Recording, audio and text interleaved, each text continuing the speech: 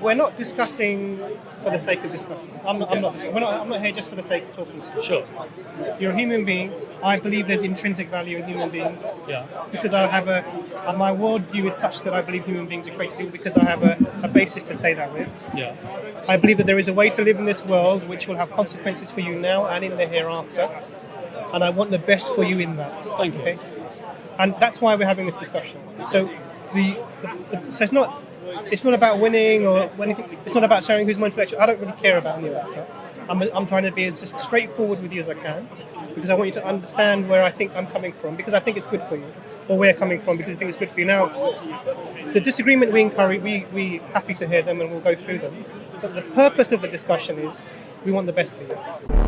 You're a lovely guy. But you think I'm talking too much? No. But I think you're trying to preempt where the conversation is going. Just Oh, go on. Okay, then I'll shut up. And No. go. I'm not saying it in a negative way. I'm saying, look, we both have a strategy to discuss, right? I'm willing to get very loose about what we might be about to Forget the celebrate. details like Imran is saying. Imran is not talking about the details. Imran is talking about the very concept of there being the first cause of everything. Let's put it that way. The first cause Okay, we're on that. of everything. We're on the cosmological argument. No, not necessarily. The one, let's say the one from which everything else comes. Forget the details, the concept. On balance of probability, do you feel that proposition is more or less likely to be reality? That's the key. The proposition of There being something that has created everything. consciousness. Forget consciously, forget male or female, forget how powerful, forget how big, just the very concept of existence. Do you think that proposition, on balance of probability, is one that seems rational and logical to you? That's the key.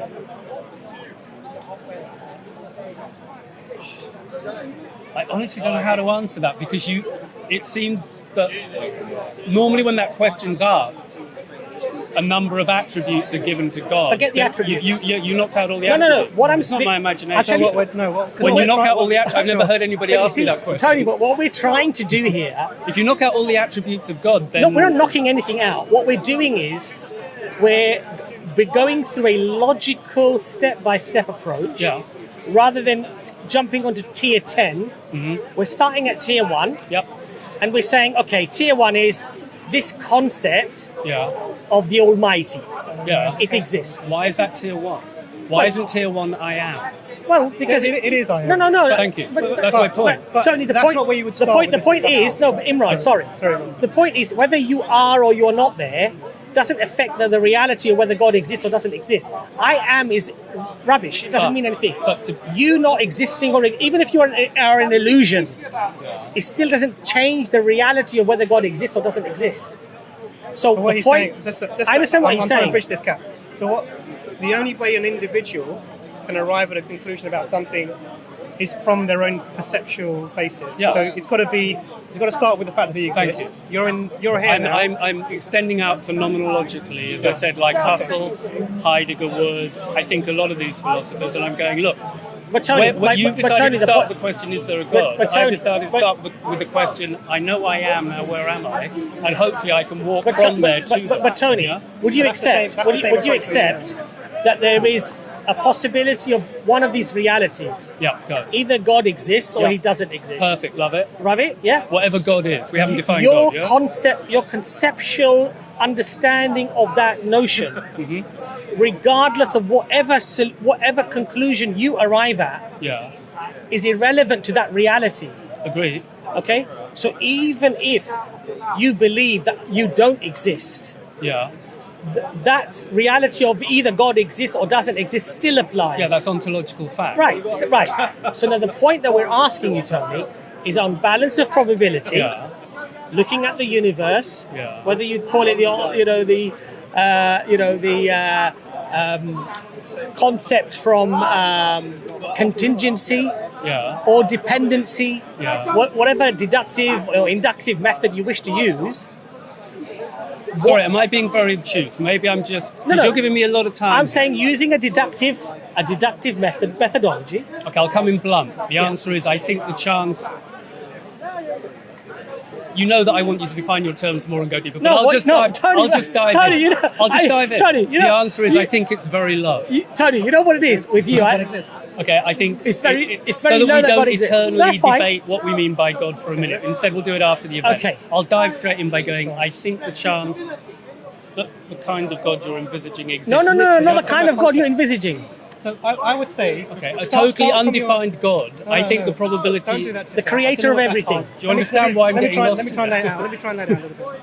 From your start with the I am. Start where you are. Thank you very much. Start there because that's where you want to start. Yeah. Fine. He's given you that you exist now. Thank you. I didn't want to give you that. You're in your world. I didn't want to even give you that, Tony. Yeah, but it's I'll do both. Sorry, go on. You find yourself in the world. Yeah.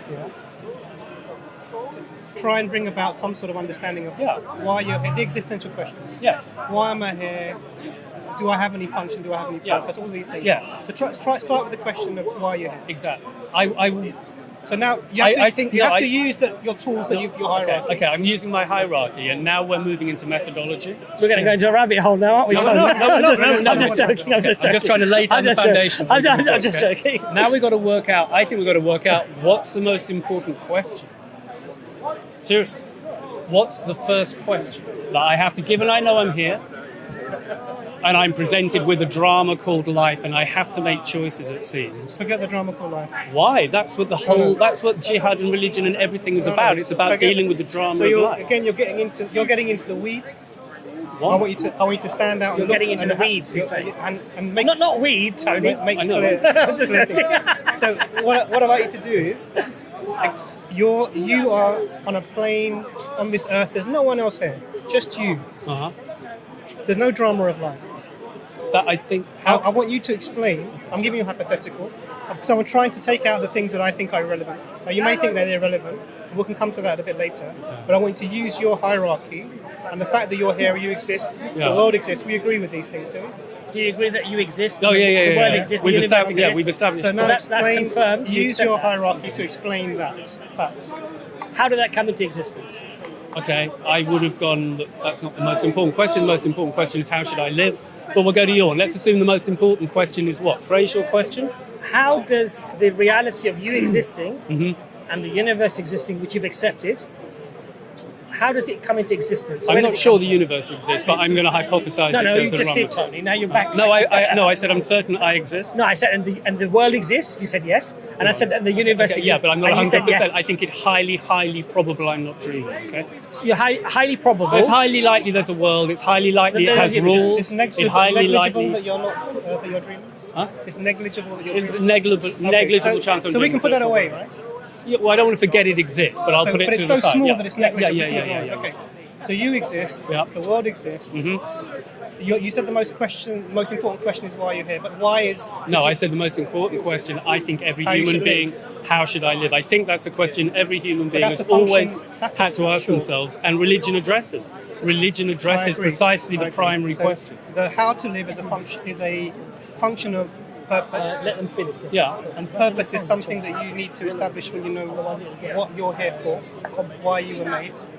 I If you were already made- know certain things. I know that I have needs, I have wants, I know what the stakes are in terms of pleasure and pain, without me knowing any more details about my environment.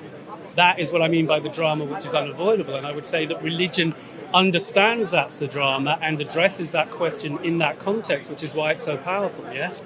Then you've got to say, when I'm trying to work out how to live, I have to accurately answer the question, where am I? No, And in the process of asking the question, where am I, then I have to ask, well, is there a creator and so on. this is the other way But you around. approach it in that order. So we're coming at this completely different. I know, way. but it's good to know. So the problem is this. So from my perspective, the first thing if you find yourself on a train that's heading in, you wake up one day, you're on a train.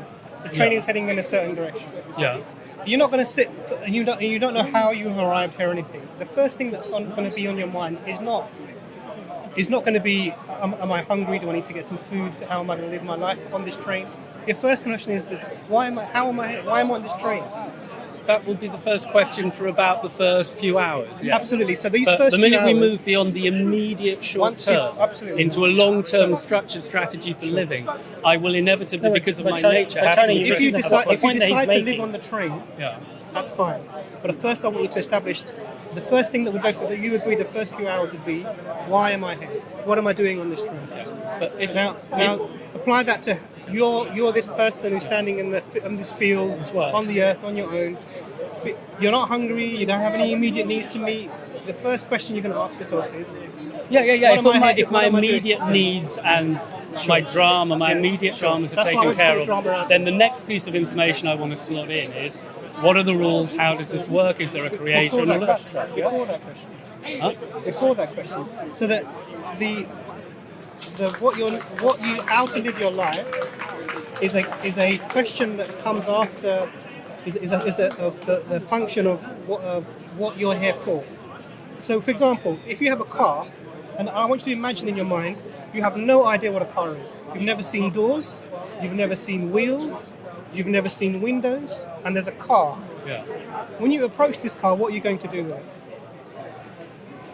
Approach it as You're approaching this an investigative anomaly as to try and work out what I'm who's looking never at. seen wheels, Yeah. windows, doors. I'm going to take my understanding of the universe thus far to date, look at my hierarchy, epistemic hierarchy, and start doing empirical investigations of the car to learn more about its What's the nature. first thing you do? So make it personal. I'm going to walk to this car or this thing. that I'll I'm look at seeing. it, I'll probably start by touching, I'll test it with all my senses. Okay, and then what?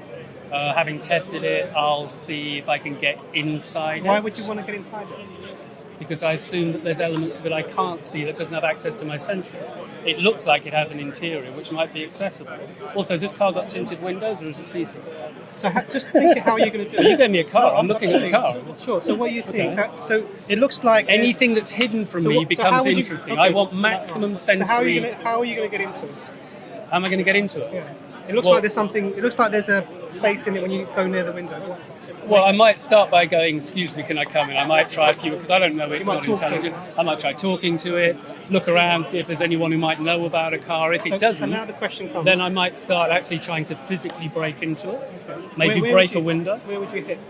Well, start with what looks like the weak point that would do minimum damage. Which is- Start by working out, should I damage this thing? Yeah, I've got to consider, like, if I'm damaging something that belongs to somebody else, I've got to consider a whole lot of moral consequences So suddenly in what- the way I investigate this The car. question then comes is, are you using that car Yeah. correctly? If my motive is to try and learn more about it, to augment my No, that's not the understanding of question. reality, That's then not the yes, I'm question. using it well. Tony, I'm asking Because you. I'm doing it according to my fitrah. So Tony, no, you're not. We're not talking about Really? Fitrah. Your Fitrah comes later. When I'm talking to you, are you using that car correctly? I stand by the answer I just gave. Sorry. Sure. So I would I'm say investigating it sure, in good faith. Absolutely, but you're not using the car correctly. You would agree with that, right? With your modern understanding now, you know that you're not using that car correctly. Oh, sorry. What? Sorry. You mean I'm? So You using- mean, am I driving it? Am I No, no, using are you- it as it's meant to be? Absolutely, that's the Sorry, question. I thought you meant, is my investigative technique appropriate? Okay. My investigative technique is appropriate. I'm a million miles away from knowing how to drive a car. Absolutely. So this is why I'm saying to you that how you live Yeah. is a function of purpose. If you want to know the correct way to live in the world, Yeah. you can use your hierarchy and your empirical sort of investigations. Mm-hmm. And I'm gonna, I'm gonna kick this car and try and find it. You're not using yourself, I would say, as you're meant to be used, because you're missing the function of your purpose here, and that purpose is the thing that is important. Then comes, how do I live?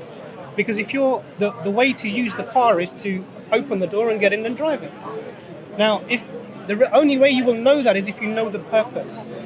Now, you Do you understand? You think I'm putting the cart before the horse. I think you're putting the cart before the horse. There may be a way of balancing this out. It may be that in any given system, where you start from in the system to explore it, it means the system will automatically look different, yeah? If you get on the tube system at one end of the Piccadilly line and I get on the system at the other, our journeys will look very different, even though we're exploring the same thing. Both of our views are valid, but we pick different starting places. I've picked a phenomenological starting point. I've checked out other ones, but on the balance of things for self-consistency, The phenomenological one seems like But actually a there's very a solid there's a ground. problem, Tony. You're starting with a hypothetical thing and then coming down to the not at all. phenomenological. Not at all. Not at all. So I'll give you the problem. The problem here is whether the way you investigate things isn't the problem. Actually, the problem is the direction in which you're investigating. You're giving yourself a purpose, just like you're investigating this car and you're coming up with ideas of what it's for. Yeah. That are incorrect because you don't know the actual purpose of that thing. If you knew, with all humbleness, if you knew the function, the purpose of the human being, Yeah. your approach to what should I do as a human being on the earth would be a completely different investigation method and also a conclusion than someone who's coming at it, I'll investigate and make it up as I go along. Not that that's what we're doing, but I'll investigate it and see where I get to. Yeah, I can't argue with that. That's got to be true. Sure, I agree. But that assertion predicates on me already deciding what those facts are, Okay, so and you I don't have de- to so you make don't decide. decisions. Just as the car does not decide what its purpose is, you don't decide what your purpose is. No, but the reality is the nomina and the phenomena and the methodology and the hermeneutics. So the car is nominally real. I am nominally real. I interpret the car as a phenomena. I use hermeneutics to do it, and if I do it in best accordance with my Fitrah, I'm most likely to understand the nature of the car. That is what seeing with optimization in accordance with your Fitrah is. So this is the problem. There's a problem here, Tony. You're bringing Fitrah in, but you've been neglecting the one who gave you the Fitrah. You're presuming those things, No, and they no. may be true, but you've introduced them as starting presumptions. But that assumption that you believe in a creator, that axiom that you're applying predicates on my axiom, I am. No, It's just a fact. Tony, It's just a you're fact. admitting that the Let me walk you through Fitrah. it. You're admitting that the Fitrah exists. I'm hopeful the Fitrah is a cogent But you notion. keep referring to it. Yeah, because I'm hopeful it's a cogent That's notion. fine. But if you do that, Iran is basically asking you Yeah. that, you see, it would be like me, for example, saying the cake exists, Uh-huh. but the one who made the cake, I'm not concerned with that. The one who put the cake, I'm not concerned with because that. I don't. If I'm being so diligent, what I'm saying is that you believe that you are, on balance of probability, Yeah. you accept that the Fitrah is a guide. I mean, Fitrah in a wider sense, Right. than just Islam. But yeah. what Imran is asking you is, why not think about where the Fitrah came from? I am. So before It's just in the sequence of events. Asking that question happens after I've done the previous assertions of things like I am. What comes first, the What Fitrah comes- or the one that created the Fitrah? What comes first in terms of my methodology So, is... do you understand? You're approaching it from opposite angles. yeah. So if you have to, It's interesting. Tony has to give himself the fact that he exists. Right. Yeah. We agree. So you can have that fact. So I'm with Descartes, So the yeah? question, you are Descartes. I'm So coming the from a question- Descartes The question position. then is, you're now in a, you believe this world is real. You're real. Yeah. Yeah, I'm gambling very heavily on Okay. this, So, yeah. but we agree that the opposite of that is negligible. It's very small, yeah. Okay. So we're going to put that We're to gonna one put that side. aside. Okay, because it's not. So we're in a tenable as an world option. which has So rules. the world is real. You exist. Now the Yeah. question is, like the person who wakes up on the train, the first question is, what am I doing here? Where am I going? Yeah. That's the question you need to ask yourself. And No, like, the first why- question is how should I live? Which No, is a no, moral it's not. question. Okay, I think the first question is a moral question. You think the can't first answer the question moral is an question. epistemological question. But Tony, doesn't But I ha- think religion is more but about Tony, morality and But we're not talking about theology religion. but Tony, than it is how about knowledge. but Tony, We're not talking how about you religion. live, Yeah, isn't that predicated on the reason of your existence? absolutely, absolutely. I'm not denying that it is. I'm So- just saying that so- in the sequence of events. So if it's predicated upon yeah, the reason of your existence, Mm-hmm. that comes first before how I should live. it comes first in terms. So another way of Okay, putting it is, if you have within an epistemological framework, yes. Within a methodological framework, no. I would say in both. Okay, methodologically, I'm going to spend my whole life trying to refine the answer to the question, who is God, who is the creator, where am I, and these questions, yeah? Can we agree on that? Why? Because it's a lifelong journey. No, but Tony, Why- wouldn't who you told you that? first do Why what wouldn't Imran it said? Who told you this a lot? Okay, my experience is that I don't in 1 millisecond go from asking a question to instantly understanding all of the ramifications of I the agree with answer. you. I Okay, agree. thank you. So it's Therefore, not it is a it's not journey. But it's not a lifelong journey. Okay, it's over an extended period Okay, of so time, for yes? the first question, so you've got your life to investigate certain things. Right. purpose is a function. How to live is a function of purpose. Just as knowing how to use a car comes from your knowledge of the purpose of the car, knowing how to live your life comes as a function of knowing what your purpose is. Agreed. Okay. Understanding my so- purpose in life will inform my ability to answer the question. That's what we're saying. However, and I'm agreeing Then the with next step comes. I'm totally agreeing with you. Excellent, we agree. Okay, hang on. I do agree on that. However, I'm pointing out that in parallel to that, on the methodological track, I will always be refining an answer to the question, what is God, where am I, yeah? And that will be accurately informing my answer to the question, how do I live? But while I'm doing that, I always have to, second by second, answer the question, how do I live?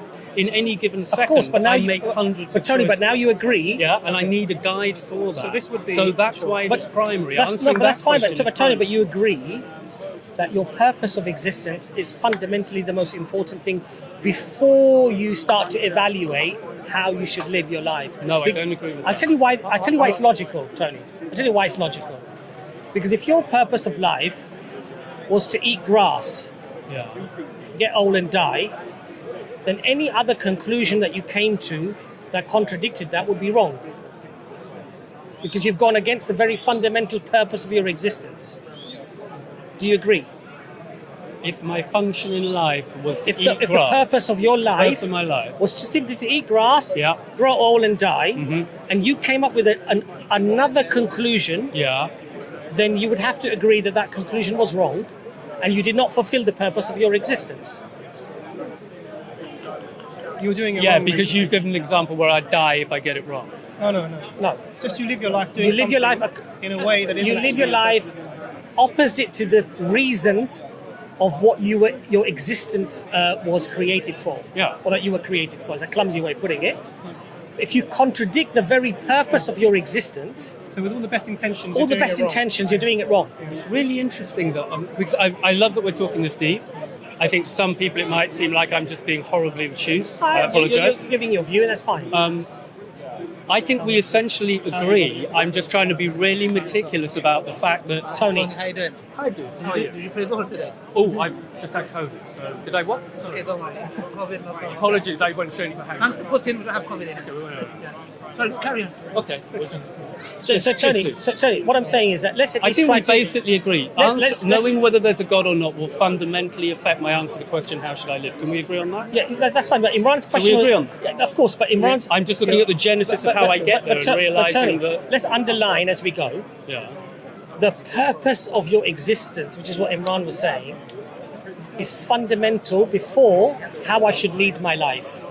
No, sorry, just pragmatically So- it's not. so- And I'm not even a Okay. pragmatist. Now, the reason why I believe that that would be the case is because one is reliant on the other, Yeah. but you can't switch it the other way around. So, for example, if the very definition or the purpose of your existence is A, Yeah. but you choose to do B, C, D, You've E, made a or mistake. F, you've gone wrong. Yeah. Okay?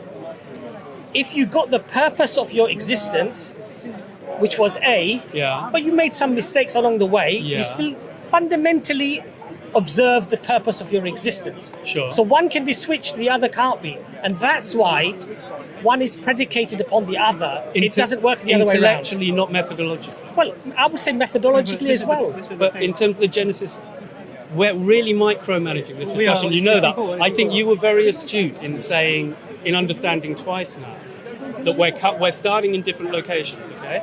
And I think the only reason we're disagreeing, all of the things we're discussing are very valuable. Clearly knowing if there's a God and your place in the universe is profoundly important. I'm not place in the disputing that. How can I express it in a way? Your Your relation, your purpose for purpose. existence. Understanding your purpose and God is profoundly important. We do agree. And I if it's said- sounding to people, anyone watching this, like we disagree on that, we it's don't not the agree. case. No, well, that's we perfect, totally but agree. when we say we're profoundly- micromanaging I exactly how understand. the thing. But when we say profoundly, I would say rationally, that would be the first fundamental, important fact to establish. Because, Why are you there and where are you going? Yes, I agree. I agree. so we agree on that then. So let's underline that. So let's. The mo- Right, the let's most- move- hang on. let's It's the most important. let's have a glass of water. Let's move Okay, on, hang Tony. hang on. Sorry, Whoa. it's the most important intellectual question.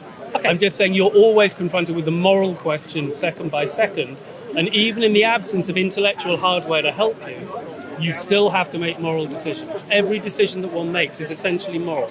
It is consequential to yourself. You know what I think, Tony? I'll tell you what I think. You're a lovely guy. But you think I'm talking too much? No. But I think you're trying to preempt where the conversation is going. Oh, go on. Okay, then I'll shut up. And No. go. I'm not saying it in a negative way. I'm saying, look, we both have a strategy to discuss, right? Obviously, we have our biases and we have our ways of discussing.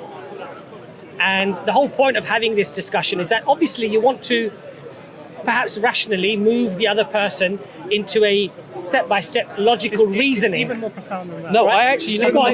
You know the main thing I want to do? He'll probably say it better than me. No, it's not. I want to find as much common ground as is humanly possible. And if I'm being over-intellectual, a bit anal and a pain, I'll back down a bit because I like that we're talking at this level. You're giving me this amount But of time. Imran's got a point. That's That's more what I'm saying. fundamental.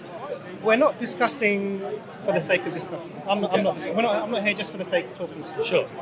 You're a human being. I believe there's intrinsic value in human beings Yeah. because I have my worldview is such that I believe human beings are created equal because I have a basis to say that with. Yeah. I believe that there is a way to live in this world which will have consequences for you now and in the hereafter, and I want the best for you in that. Thank you. Okay? And that's why we're having this discussion. So so it's not about winning or anything. It's not about sharing who's more intellectual. I don't really care about any of that stuff. I'm trying to be as just straightforward with you as I can because I want you to understand where I think I'm coming from because I think it's good for you, or where I'm coming from because I think it's good for you. Now, the disagreement we encourage, we happy to hear them and we'll go through them. But the purpose of the discussion is we want the best for you. Thank you. Okay, so just so you know where we're coming from. I feel that Sure. I want the same for you. Sure, great. So that now that we've sort of we established we're not just discussing for the sake of discussing. No. You are someone who knows you exist. The world exists. Uh-huh. You find yourself in the world. Yeah. You're just like that person on the train who wakes up, doesn't know how he's got there. Why am I here and where am I going? Are the two most important questions you would want to ask yourself. I agree with you. The fact that in the moment-to-moment survival, things like eating and drinking and shelter, and yes, your Maslow's hierarchy of needs is there. But I want you to go to the top of that pyramid at the moment and think about the fact that what are you doing here? Why are you here? Agreed. So the way to do that is now try to explain where are you? How did this get here? How did you get here? Okay. Use so your you do- use your epistemic hierarchy that you've made. Which is why, with respect, I think about half an hour ago, having maybe wasted quite a lot of your time, but I didn't mean to. I did say we seem to be heading towards the cosmological argument. We're heading into that kind of terrain, and you said no. And I thought that you meant, we're going somewhere else. But it sounds like we are kind of heading into those questions about the prime mover, the first cause, and that, which is what I take to be the cosmological argument. That's the natural progression to a discussion. I'm happy to go to that. And the reason why it's a natural progression is that if I woke up on a train and I'm saying, how did I get here? Mm-hmm. Where am I going? Then fundamentally, logically, there would be a search for those answers. And logically, the search for those answers, obviously from a human point of view and being in this universe, would be, why am I here? Yeah, what's going on? Where did I come from? And how did this all get here? Agree. Okay, Totally. So then when we apply that deductive analysis, that you say that the world exists, you exist, the universe exists, how could it have possibly got here? Agreed. Okay, and of course, I think that there are very strong arguments from dependency, to some extent the cosmological argument and what have you, right? I think they're very, very strong arguments. And the reason why they're strong is that other arguments that are applied to explain the existence of the universe tend to be contradictory, i.e. they fall apart because they have contradictory terms that cannot be accepted. Example? So, for example, if I were something coming from nothing. something coming from nothing, an absence of anything. Okay, you do want to do the cosmological argument? No, but Not the cosmological. that's not cosmological. That's more of an argument from. Fundamentally, you have to have some way of coming to an idea of how we. You want to do physics? You want to do physics? It's not physics actually, because nothing is an absence of everything. So physics can't answer that question, because physics relies upon something coming from something. We'd have to I'm just trying to agree on the arena of conversation. Can I make a suggestion? Number one, when you edit this, maybe cut out. We don't edit the last hour. Maybe cut out just for your viewers' sake, okay? Because it's probably going to look like the silly atheist didn't want to discuss the topic. No, okay? not at all. The last half You're not hour an atheist. was not exactly. You might. You're not an atheist. You said that you're not sure. And it doesn't matter, we don't need to digress to that as well, okay? Now, I'm happy to discuss, you mean where did it all come from and the cosmos and the big cosmological questions, yes? If you want to discuss that, I'm more than happy to head into that. Isn't that what we were discussing? Are you using... No, I was discussing teleology, morality, and metaphysics, and phenomenology, and epistemological hierarchies and others. I was trying to expect the tools that we would use to ask the question. But Tony, yes? So I want you to I think if you don't identify the tools clearly, then you're going to do a bad job on But the Tony, question. don't you appreciate that without the existence of a creator, Yeah. all of those things that you have just said, all of those things that you've said Yeah. are simply anecdotal or they're subjective. Hang on. You just made one hell of a If joke. God does not exist, Yeah. if there is not an absolute truth of anything, then you or me or he coming up with a conclusion on how I should live could be mutually exclusive, could be contradictory, and could be as correct to him as they are to you as they are to me. So it doesn't lead to certainty or clarity or any definitive or definite. All it leads to is my social consensus says that this is good, or this is bad, or this is fair, or this is not fair, therefore I will go with that. Or my nurture and my nature will dictate to me all of these things, which, by the way, would be very different if you were born 500 years ago or 1,000 years ago. Okay? So ultimately, what I'm trying to explain to you is that all of those things about how I should live, what I should do, what's right, what's wrong, what's good, what's bad, they are incumbent upon and are completely anchored upon the existence of a almighty being that has perfect knowledge and can attribute the perfect value for all of those actions, i.e. whether they're good or whether they're bad, how good and how bad. Because without that measure, without that yardstick, your measuring tool and my measuring tool might be very, very different. So that's why we're fundamentally talking about, you're on the train, why am I here, where am I going? Do you know how much you just said? In terms of the ramifications and the terrain you opened up? You opened up ethics again. I was on ethics. You moved on to sort of physics stroke metaphysics. There are no ethics without God. And now you move... Okay, that's an assertion. I understand the assertion. I understand it looks that way, and you may be right, but it's not a done deal.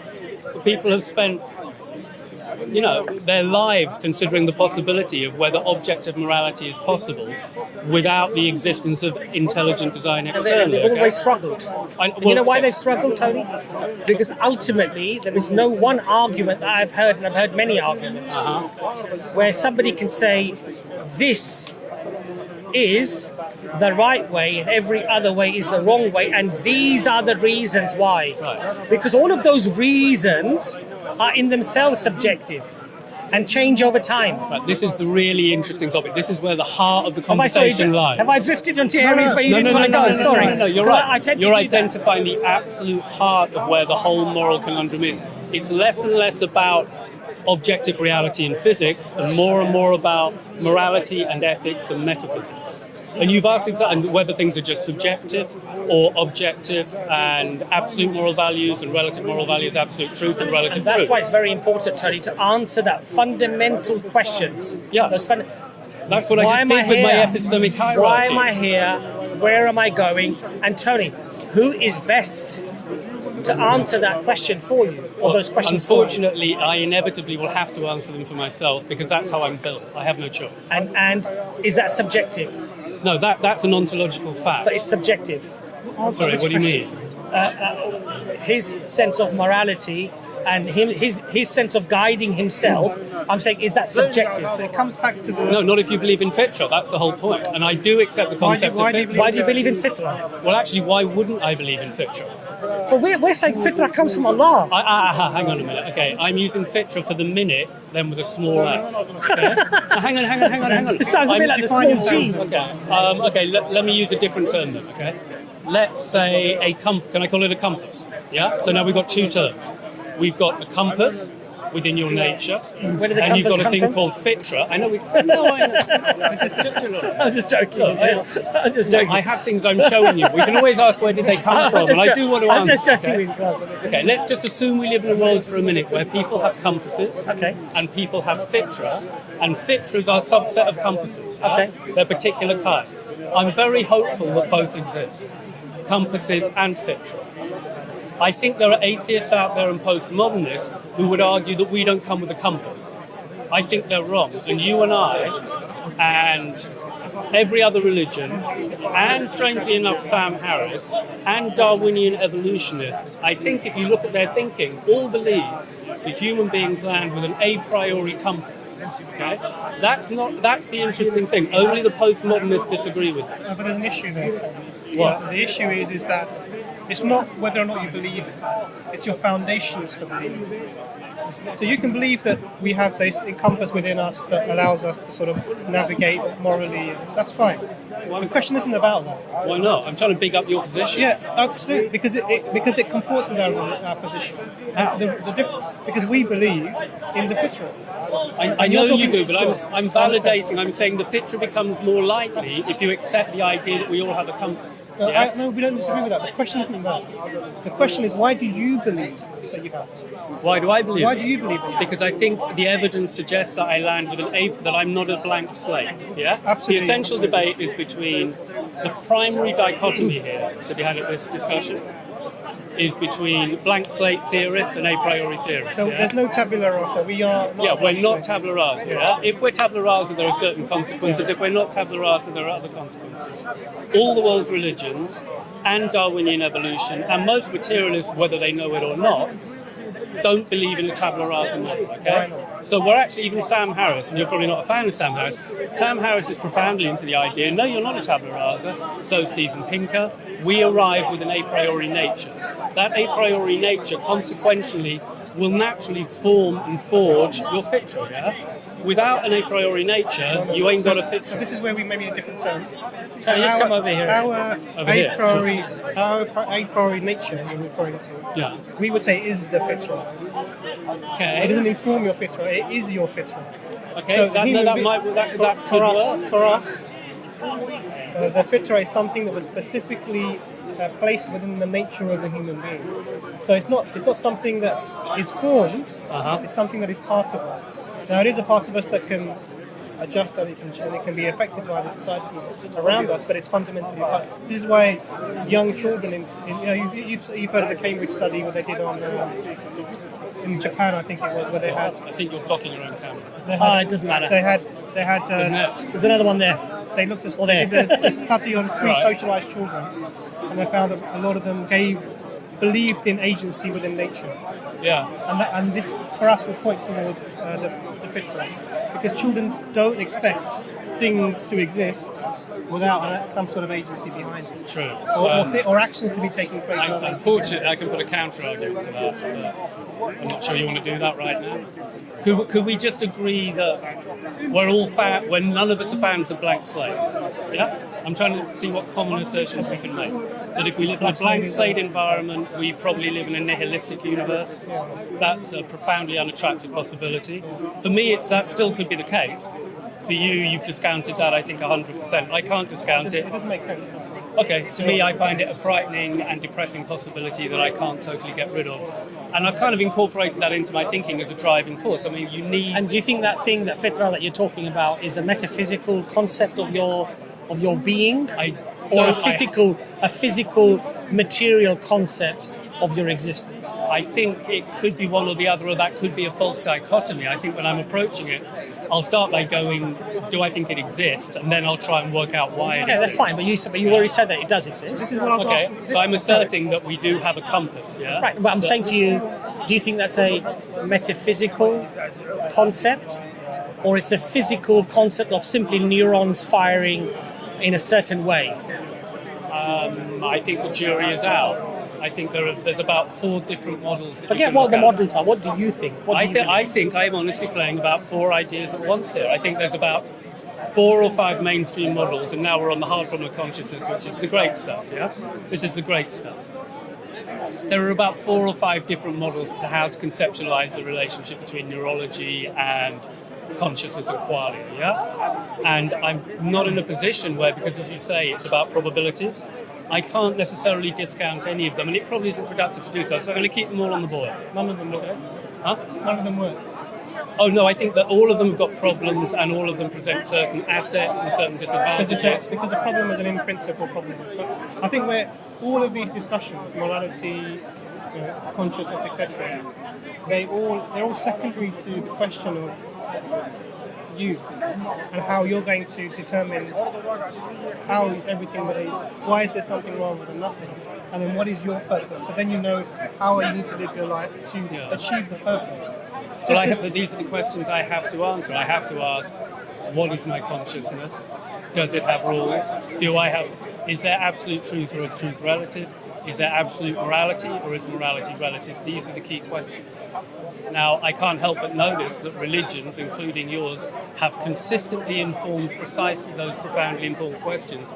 And that gives me great hope that religions such as yours are a valuable asset to the species. But do you believe that... So I'm picking up your religion precisely because that's you fine. address these But questions. Tony, do you believe that one of them can only be true? One of what? The 2 concepts. Either it comes from a higher being, or is simply man-made.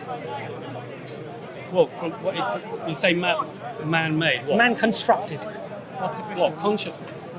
Everything, consciousness, morality. I think consciousness is definitely not man-made. Okay, so you believe that consciousness is not man-made. Where does it come from then? Well, as I said, there's about 4 or 5 different models.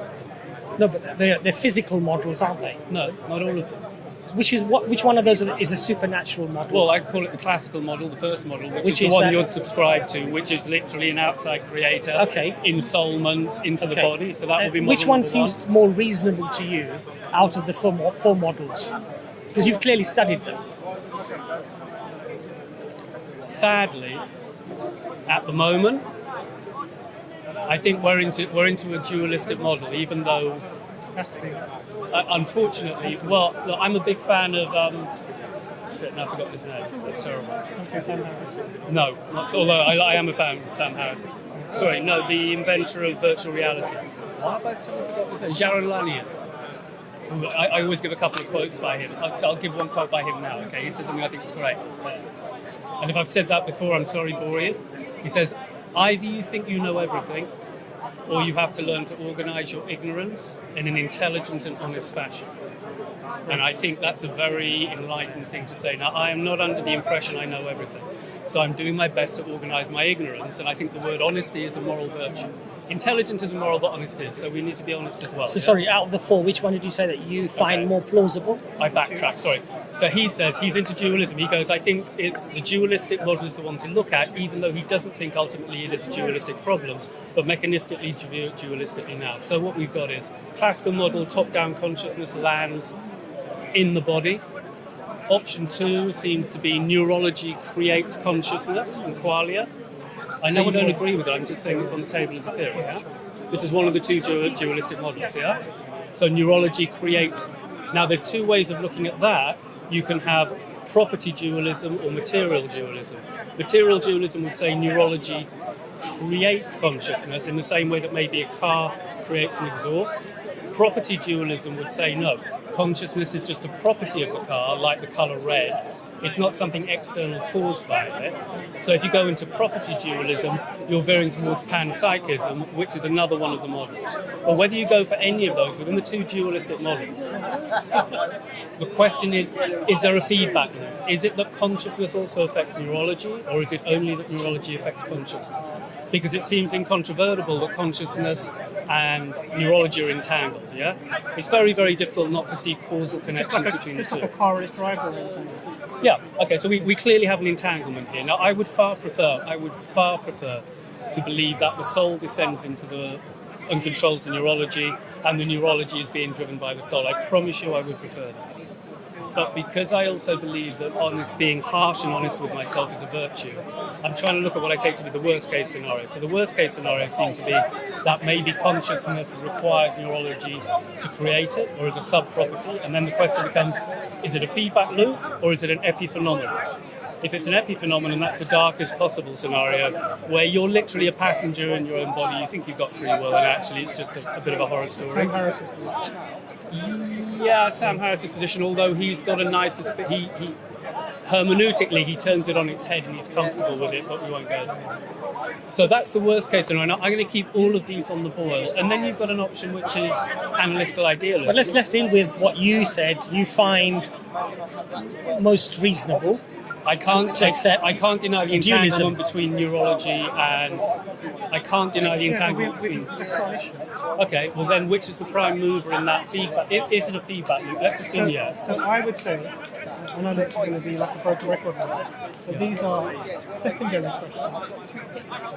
Because you believe, you know, you think, you feel that you think, you know that you think. You're able to follow your own train of thought or lead a train of thought. Yeah. If you were not able to do any of that, that means that you wouldn't be able to think. You're just if everything is only physical, right, there's no dualistic system, it's everything only physical, then any product of the physical world, chemical reactions, subatomic reactions, whatever happening, only happen according to the laws of nature. And their products are therefore not something you can control. You can't decide if the sodium atom in your brain is going to come through the conjugated tunnel or not. It's going to happen according to the laws of the system that's set up. Yeah. And therefore the thoughts that are generated are also therefore outside of your control. And therefore you're in that position of Sam Harris where you think you're thinking, but actually you're but I'm a passenger, I'm an epiphenomenon. Absolutely. You're just experiencing the thoughts. Yeah. So your ability to reason and come to a conclusion while you're here and live in the world and have moralistic ideas or ethical ideas is just a big hoax. Yeah, very depressing. So I can't discount it, unfortunately, but I hope it's not the case. Discount it. You can discount it. No, I'm not. That's really how. Because I'm trying to be really brutally honest with myself, and the first thing I notice is I really don't want to believe that's the case. Okay? Sure. I really, really, really don't. Why not? But the fact, because Are you it thinking places that? me in a profoundly depressing existence. Okay. However, I know from experience that just because I really, really don't want to believe something's true, I can't use that as a platform to just chuck it. Let me give an example. I've got to keep it on the boil as a possibility. Let me just put this